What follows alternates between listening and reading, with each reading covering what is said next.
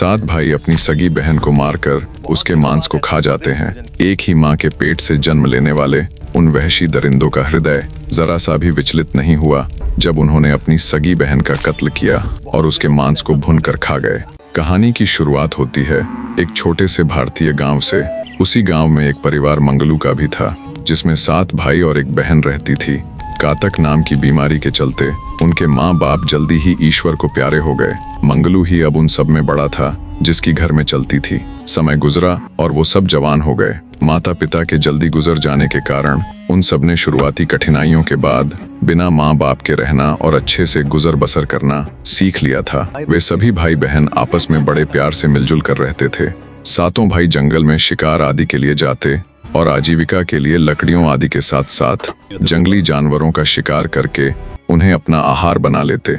उनकी बहन भी बड़े चाव के साथ अपने भाइयों द्वारा जंगल से लाए गए जंगली जानवरों को पकाकर तैयार कर देती, जिसे सब मिलजुल कर इकट्ठे बैठकर ग्रहण करते और बड़ी तृप्ति अनुभव करते। सब कुछ बहुत अच्छा चल रहा था, पर फिर एक दिन वो घटना हुई जिसने उन भाइयों के अंदर छिपे दरिंदे को बाहर ला खड़ा किया। बात उस दिन की है जब 7 भाई शिकार के लिए जंगल गए हुए थे और घर में उनकी बहन उनके लिए भोजन आदि बना रही थी। ध्यान न होने के कारण कमली की एक उंगली में उस धार चाकू से कट लग गया, जिससे वो हरा साग काट रही थी। जब तक वो बेचारी खून को बहने से रोक पाती, तब तक उसका काफी सारा खून उस हरे साग के ऊपर बह चुका था। जैसे तैसे उसने एक कपड़ा अपनी उंगली पर बांध लिया और सोचा कि वो अपने भाइयों के आगे इसका जिक्र नहीं करेगी, अन्यथा वो व्यर्थ ही चिंता करेंगे। इसी उधेड़बुन में उसने खून से सने उस हरे साग को ज्यों का त्यों उठाया और पकाकर सब्जी तैयार कर दी। कुछ ही देर बाद जब उसके 7 भाई जंगल से लौटे तो उसने आम दिनों की ही तरह अपने भाइयों को खाना परोसा और खुद भी उनके संग खाने बैठ गई। आज एक बड़ी ही अजीब बात हुई। जब भाइयों ने उस खाने को खाया तो वो उन्हें बड़ा ही स्वादिष्ट लगा। आज तक उन्होंने कितने ही जंगली जानवरों और पक्षियों आदि का शिकार कर उन्हें पकाकर खाया था, पर ऐसा स्वाद उन्हें कभी नहीं आया था। आज के भोजन में कुछ तो अलग था, जिसके कारण 7 भाई अपनी उंगलियों तक को चाट गए और अपनी बहन द्वारा बनाए गए उस भोजन की तारीफ करते नहीं थक रहे थे। अपने बनाए भोजन की इतनी तारीफ सुन उनकी बहन कमली को भी बड़ी खुशी हुई। दिन भर की दौड़ धूप से थके मांदे 7 भाई बिस्तर पर पड़ते ही नींद के आगोश में समा गए। अगली सुबह हुई और जब वो बाहर जाने से पहले फिर से भोजन ग्रहण करने के लिए बैठे तो एक बार फिर से उन्होंने रात में खाए उस साग की चर्चा छेड़ दी। सबसे बड़े वाला भाई बोला, बहना, कल तुमने जो साग बनाया था उसकी तो बात ही कुछ और थी। तभी दूसरा भाई भी बोल पड़ा, हाँ बहना, ऐसा स्वादिष्ट साग, ऐसा भोजन तो हमने अपने समस्त जीवन में कभी नहीं खाया। भाइयों से एक बार फिर श्याम के साग की तारीफ सुन बहन अंदर ही अंदर बहुत खुश हुई और मुस्कुरा कर रह गई। भोजन करके सभी भाई फिर से जंगल में अपनी आजीविका के लिए शिकार और लकड़ आदि लेने के लिए चल दिए। पता नहीं क्यों, पर अभी भी उन सब के मन में रह रहकर उस श्याम वाले भोजन के ही विचार चल रहे थे। आखिरकार 7 भाइयों ने अपने विचार एक दूसरे के आगे प्रकट किए और सलाह मशवरा किया कि आज घर जाकर सर्वप्रथम बहन से कल वाले स्वादिष्ट साग का राज पूछेंगे कि आखिर उसमें ऐसा क्या था जिससे उसके स्वाद को हम अब तक भूल नहीं पा रहे। शाम होने पर जब 7 भाई घर लौटे तो दोबारा अपनी बहन की कुशलता और उसके द्वारा बनाए गए उस स्वादिष्ट साग का जिक्र छेड़ दिया और बोले, बहना, बताओ ना, कल वाले साग में तुमने ऐसा क्या मिलाया था कि हम उसके स्वाद को भूल ही नहीं पा रहे। भाइयों की बात सुन उसके मन में हलचल मच गई कि वो उनके आगे जो कुछ हुआ उसे बताए या छुपाए। वो नहीं चाहती थी कि उसके भाइयों को सच्चाई का पता लगे और वो उसकी उंगली कटने से दुखी हो। पर जब उसके बड़े भाई मंगलू ने अपनी कसम देते हुए बताने की जिद की, तब बार बार पूछे जाने और कसम देने पर न चाहते हुए भी बहन को उन्हें बताना ही पड़ा कि कल उसने साग में ऐसा कुछ भी खास नहीं मिलाया था। बस साग काटते समय उसकी उंगली में कट लग गया था, जिससे उसका काफी खून उस साग पर भी बह गया था। चिंता और उधेड़बुन के चलते उसे ध्यान नहीं रहा और उसने बिना उस साग को साफ किए ज्यों का त्यों पका दिया। अपनी बहन की ये बात सुन उसके 6 भाइयों के अंदर का दरिंदा जाग उठा। उन्होंने सोचा, जब हमारी बहन के खून की कुछ बूंदे मिल जाने मात्र से साग इतना स्वादिष्ट बन गया तो इसका मांस कितना स्वादिष्ट होगा। इन्हीं विचारों के साथ वो सब रात के खाने आदि से निवृत्त होकर सोने चले गए। सुबह होने पर हमेशा की तरह भोजन आदि के बाद वो जंगल चले गए, पर आज उन सबके मन में अलग ही उथल पुथल मची हुई थी।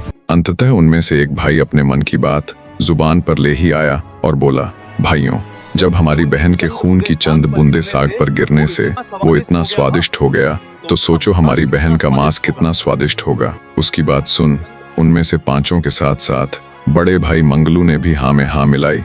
बोले, तुमने तो बिल्कुल हमारे मन की बात जुबां पर ला दी। हम सब भी तो कब से यही सोचे जा रहे थे। उन सातों में से सबसे छोटे वाले भाई को अपने अन्य 6 भाइयों की बात बहुत बुरी लग रही थी। उसे ये सोच कर उनसे घृणा हो रही थी कि वे सब ये कैसी कैसी बातें कर रहे हैं, पर वो अकेला और सबसे छोटा होने के कारण कुछ ना बोला और अपने क्रोध को पी गया। अत्यधिक चर्चा के बाद 6 भाई इस निर्णय पर पहुंचे कि वो अपनी बहन का कत्ल कर उसके मांस को पकाकर खाएंगे। उन्होंने योजना बनाई कि वो अपनी बहन को बहाने से जंगल की ओर ले आएंगे और तीरों से उस पर प्रहार कर उसकी हत्या कर देंगे और आराम से उसके मांस को पका कर खाएंगे। सबसे छोटे वाले भाई ने जब अपने बाकी बड़े भाइयों के मुख से ये बात सुनी तो उसका हृदय तिलमिला उठा।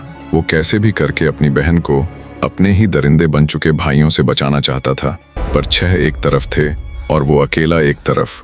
उसमें खुलकर विरोध करने की भी हिम्मत नहीं थी, क्योंकि जो दरिंदे भाई अपनी सगी बहन को मारकर उसे खाने का घिनौना षड्यंत्र बना सकते हैं, वो भला उसकी क्या ही मानेंगे। उल्टा उसी के जान पर बनाई तो वो क्या करेगा। यही सोचकर वो अपने बड़े भाइयों के आगे कुछ ना कह सका। योजना अनुसार अगले दिन उन सब में बड़े वाले भाई मंगलू ने अपनी बहन से बड़े ही प्यार से कहा, बहना, तुम कितनी बड़ी हो गई हो। दिन भर की व्यस्तता के कारण मुझे ये भी ध्यान नहीं रहा कि अब कोई अच्छा सा लड़का देखकर तुम्हारी शादी कर देनी चाहिए। बस कल ही मुझे स्मरण हुआ तो मैंने तुम्हारे लिए फलां गांव में एक बड़ा ही सुंदर नवयुवक देखा है। आज उसी को देखने के लिए हम सब उनके गांव जाएंगे। अब चूंकि जीवन तो तुम्हें ही गुजारना है उसके साथ, तो क्यों ना तुम भी हमारे साथ चलो और उस लड़के के साथ साथ उनके घर आदि को भी देख लेना। अपने बड़े भाई के मुख से अपने विवाह की बात सुन कमली शर्मा गई। आखिर थी तो वो भी एक युवा स्त्री ही। उसके भी अरमान थे कि कोई सुंदर नवयुवक उसका हमसफर बने, जिसके साथ वो खुशी से अपना जीवन बिताए। बड़े भाई के मुख से विवाह की बात सुन उसे अंदर ही अंदर बड़ी खुशी हुई। वो विचारों में खोई ही हुई थी कि मंगलू फिर से बोल पड़ा, जल्दी से तैयार हो जाओ बहना, हम अभी उसको देखने चलेंगे। कुछ देर बाद सातों भाई अपनी बहन के साथ घर से निकल पड़ते हैं। जब वे जंगल से गुजर रहे थे तब उनकी बहन ने पूछा, भाई और कितना दूर है। मंगलू ने एक ऊंचे टीले की तरफ इशारा करते हुए अपनी बहन से कहा, बहन तुम उस टीले के ऊपर चढ़ जाओ, वहां से तुम्हारी होने वाली ससुराल का गांव साफ दिखलाई पड़ता है। अपने भाइयों के इरादों से बिल्कुल बेखबर कमली को जैसा कहा उसने वैसा ही किया। जब वो ऊंचे टीले पर चढ़कर देखने लगी तभी उनमें से कुछ भाइयों ने उसे टीले के साथ लगते पेड़ से बांध दिया। ये देख उसकी बहन का हृदय विचलित होने लगा। वो घबराती हुई बोली, भाई ये तुम क्या कर रहे हो, तुम मुझे बांध क्यों रहे हो। तब बड़े भाई मंगलू ने घिनौनी हंसी हंसते हुए कहा, माफ करना बहना, जब तुम्हारे थोड़े से खून से ही साग इतना स्वादिष्ट बन सकता है तो तुम्हारे मांस का स्वाद कैसा होगा। बड़े भाई के मुख से ये बात सुन कमली के पैरों नीचे से धरती निकल गई। पल भर में ही उसे सारा माजरा समझ आ गया कि उसके विवाह की बातें तो सिर्फ एक जाल था, उसके पीछे का असल इरादा तो ये था। मारे घबराहट के वो थर थर कांपती हुई बोली, ये तुम सब क्या कर रहे हो, क्या तुम भूल गए कि मैं तुम्हारी सगी बहन हूँ। अरे जालिमो, उस ऊपर वाले से तो डरो। पर उन दरिंदे बन चुके भाइयों पर अपनी बहन की बातों का कोई असर ना हुआ। छोटा भाई भी ये सब देखकर विचलित हो रहा था, पर उन 6 के आगे बोलने की, उनका विरोध करने की उसके अंदर हिम्मत नहीं थी। अपने भाइयों के चेहरे पर दरिंदगी देख कमली को समझ आ गया कि उसके दरिंदे बन चुके भाई आज उसे छोड़ने वाले नहीं हैं। वो बेचारी भगवान से प्रार्थना करने लगी, हे ऊपर वाले, अब तो केवल तुम ही हो जो मुझे मेरे इन हैवान बन चुके भाइयों से बचा सकते हो। वो आंखें बंद कर कांपती थरथराती आवाज में एक सांस भगवान के आगे अपनी सुरक्षा की दुहाई कर रही थी। बड़े भाई ने अपने दूसरे भाइयों को इशारा किया कि वो तीर कमान से बहन के ऊपर निशाना लगाए। आदेश पाकर मंझले भाई ने जब अपनी बहन पर निशाना साधते हुए तीर चलाया तो उसका तीर बिना उसकी बहन को स्पर्श किए बराबर से निकल गया। इस प्रकार बड़े और छोटे भाई को छोड़कर अन्य ने भी निशाना साधा, पर उन सब का तीर भी उनकी बहन के बराबर से निकल गया। ये देखकर बड़ा भाई झुंझला उठा, हटो सब, तुम एक निशाना तक नहीं लगा पा रहे। जब उसने निशाना साध कर तीर चलाया तो उसका तीर भी अन्य भाइयों की ही तरह बहन को स्पर्श किए बिना काफी दूर से निकल गया। बड़ा भाई हैरान था कि इतना अचूक निशाना होते हुए भी आज उसका तीर चूक कैसे गया। अब उसने सबसे छोटे वाले भाई को तीर चलाने का हुक्म दिया, पर छोटे भाई ने ऐसा करने से मना कर दिया। तब बड़ा भाई बोला, हम शुरू से ही तुम्हें देखते आ रहे हैं, तुम हमारे इस कृत्य से जरा भी खुश नहीं लग रहे।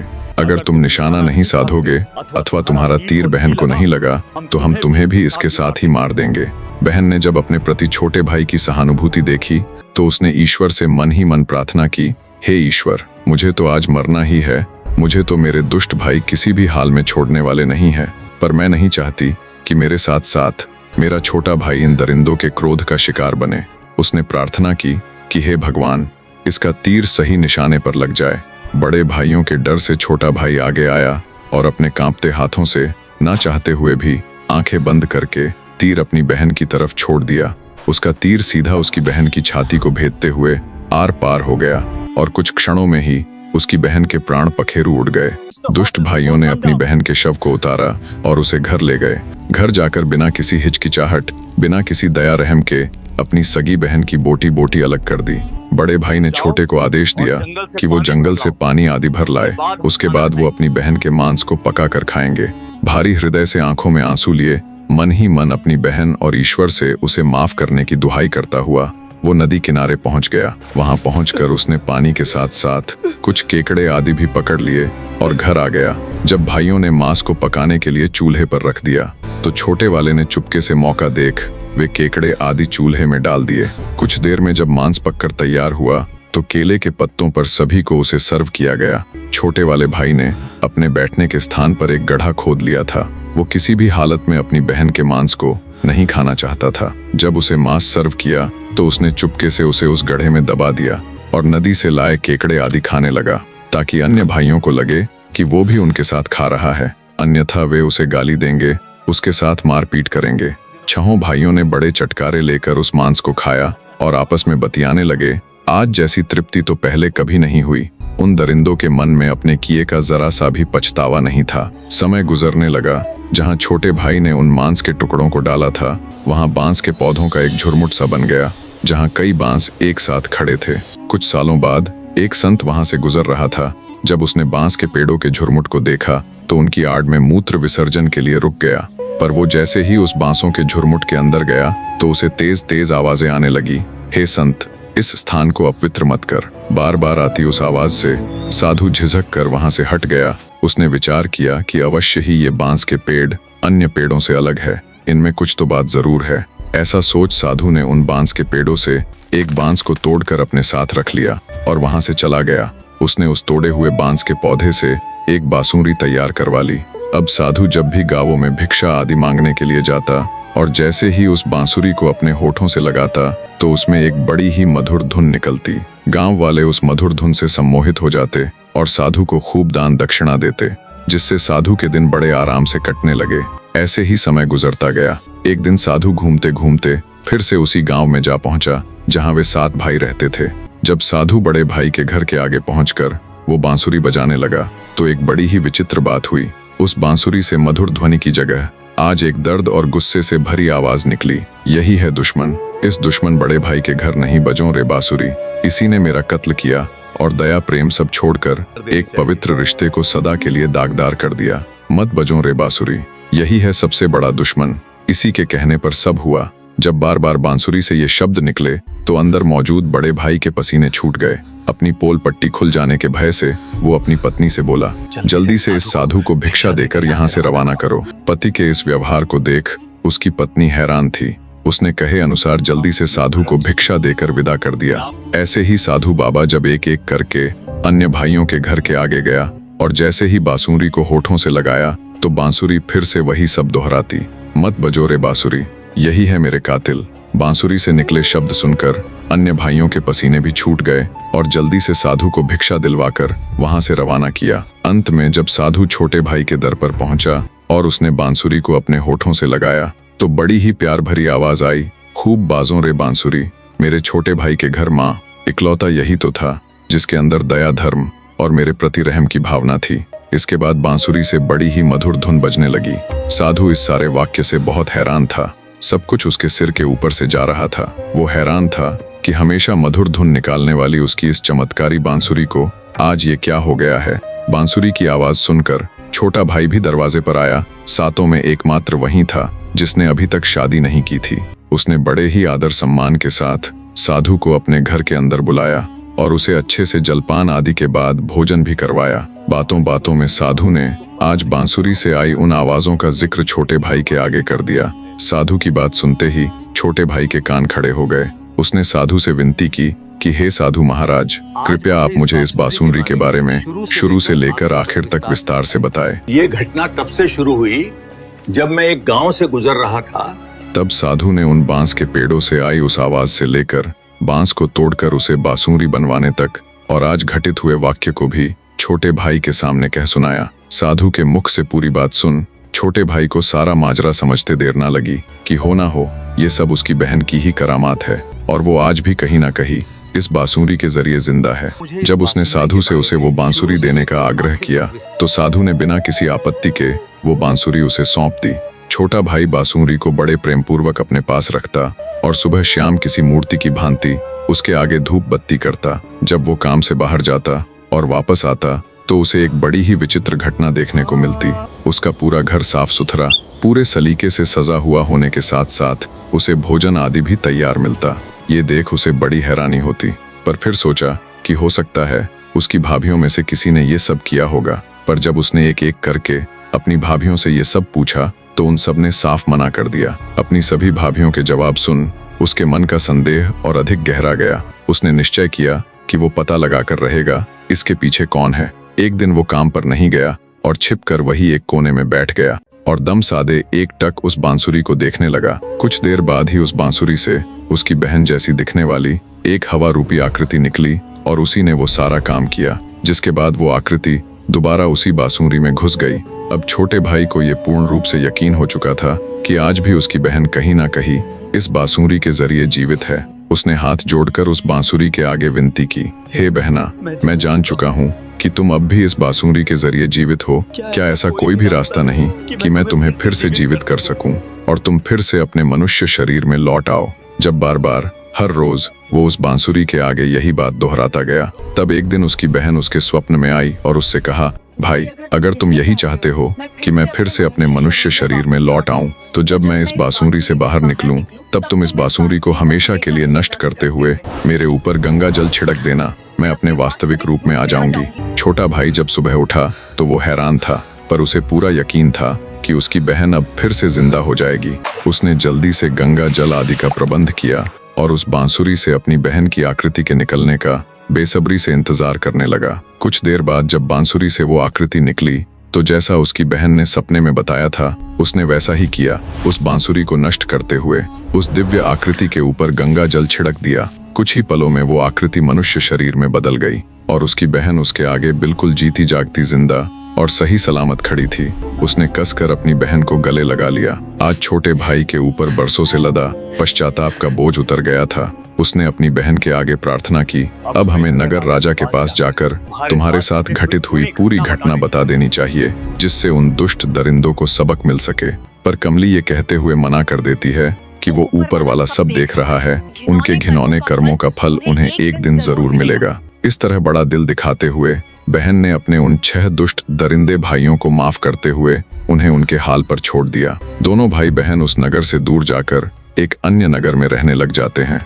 बहन को मारकर खाने वाले 6 भाई एक एक करके कुष्ठ रोग से ग्रसित हो जाते हैं, जिससे उनके शरीर में सड़ गल कर कीड़े पड़ जाते हैं। जब वे कीड़े उन जीते जागते भाइयों के ऊपर रेंगते और उन्हें अंदर ही अंदर कचोटते तो उन्हें असहनीय पीड़ा होती। उनके दर्दनाक रुदन से पूरा घर दहल उठता। वो सुबह शाम भगवान के आगे एक ही प्रार्थना करते कि हे ईश्वर, हमें जल्दी से मृत्यु दे दे, पर कर्मों का फल कहो या कुछ और, उन दुष्टों को लंबे समय तक मृत्यु भी नसीब ना हुई। दूसरी तरफ छोटा भाई एक योग्य लड़का देख उसके साथ अपनी बहन की शादी करवा देता है। इस प्रकार कमली ने खुशी के साथ अपना जीवन व्यतीत किया। फिर उसे जीवन में कभी किसी कठिनाई का सामना नहीं करना पड़ा। इस कहानी में निष्कर्ष देने की इतनी खास आवश्यकता नहीं है।